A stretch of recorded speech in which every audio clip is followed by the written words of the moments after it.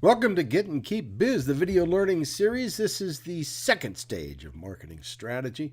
Try to take you a little deeper into understanding how selecting a target market and determining desired position and specifying the plan all comes together. As we have learned, all marketing ties back to what value, hear that again and again, and how the firm excels in providing the specific value the consumer wants. Let's look a little more deeply. Value propositions. You can't be all things to all people, so we have three rules to follow. First of all, you should provide the best offering in the marketplace by excelling in a specific dimension of value. Secondly, maintain threshold standards on the other dimensions of value. In other words, you can't be really, really good at something and really pretty poor or underperforming at others. Third, you must dominate your market by improving value year after year. It's not a static, simple, stay in place kind of a game.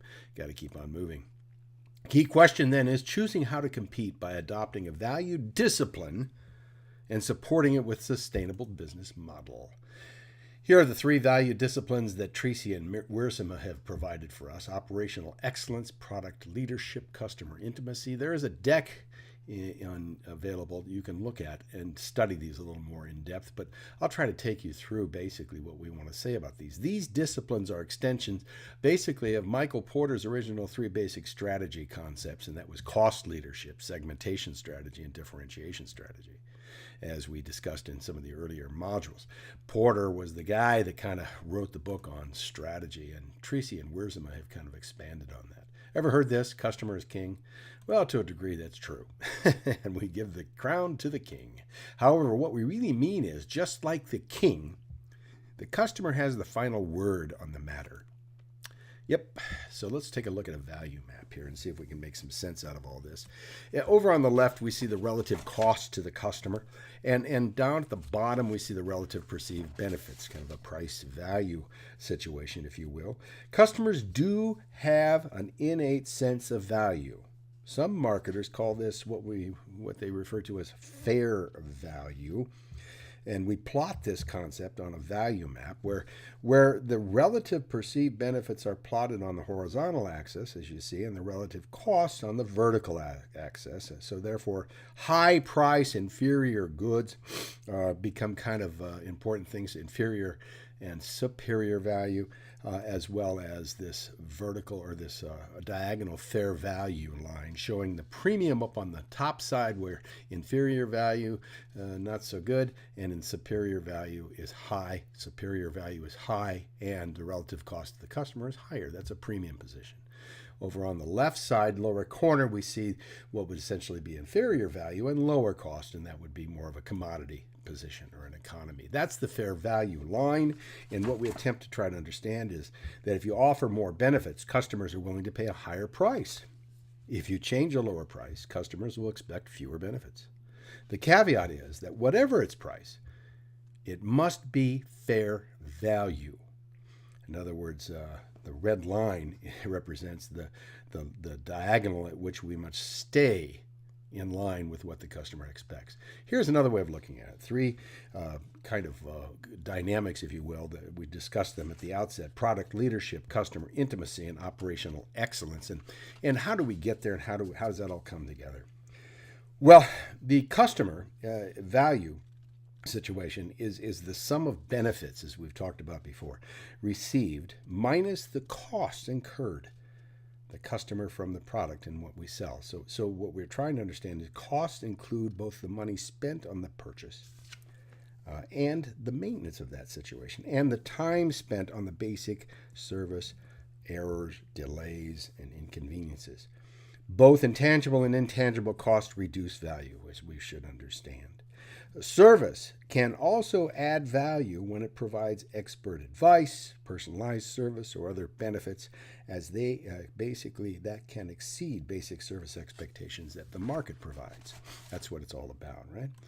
So let's look at the components of value disciplines, and I want you to study this a little bit more in depth on the deck. Customers' expectations do in fact matter. Meeting expectations as well as or better than the competition results in basically engagement. And if you do that over and over again, we get and we keep customers. So that's how that comes together. And then we look at the overall means by which meeting expectations as well or better than the competition results in engagement. And that we can kind of bust down into these three areas: best total cost, best product, and best solution. And that would break down into these kinds of competitors. Over in the best total cost, Walmart, IKEA, and Zara. In the best product, Apple and Louis Vuitton and BMW. And down in the best solution, the first one is Hertz Premium. You don't hear much about the Premium Club. We'll talk about that a little bit later. Lululemon Athletica and Four Seasons. Those are kind of good examples of leaders in those particular segments. And the reason that we look at those particular segments is because they kind of spell out the schemes in which we're trying to get at. You know, the product leadership, the operational excellence, and the overall what we would call customer intimacy. So if we put that back on a different kind of a scheme, and that is this 3-point triangulation here, we understand those hash marks are really where you have to be. So if you want to kind of focus your work on product differentiation, you better be at the top end of that, but you better not be below the measures in customer responsiveness and operational competence, because customers are looking for the best overall deal regardless, and they're looking for something that stands out. So we can't really let them down in areas, otherwise we'll X ourselves out of the process.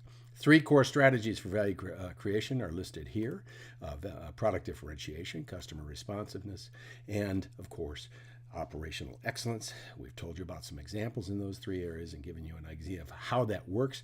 We have to be on that parity point at which we are not necessarily under-delivering on the 2 that we are not going to focus on. We have to be very, very much at the top end of the one that we focus on. So that is fair value. Don't dip below that, and stay very, very much on top where your firm is going to really compete and be differentiated, and where your competition is going to be possibly trying to unseat you in those given areas. Long term, be the best at one of these 3 strategies and good enough on the other 2. That's what it comes down to. Short term, well, that's a process. You have to determine what works. We have a great strategy on paper, but then we have to figure out if it really can be executed, and how can you differentiate based on research and actual practice in the marketplace. That's what we'll discuss in coming weeks. Bundles of benefits, that's what we talked about before. Those are the 3 we look at.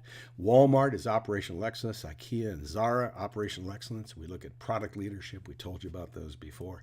And customer intimacy. We told you about 3 examples in that area. Rules of market leadership. Rule 1, provide the best offering in the marketplace by excelling in a specific dimension of value. Repeating this one more time. Maintain threshold standards on other dimensions of value. Dominate your market by improving. You have to keep on moving forward and staying up with the market innovations, and build a well-tuned operating model dedicated to delivering unmatched value. Those are the 4 components that we want to focus on as we move forward and understand how firms gain real market leadership by doing that. So next we will discuss a very interesting concept, something called insight-driven decision.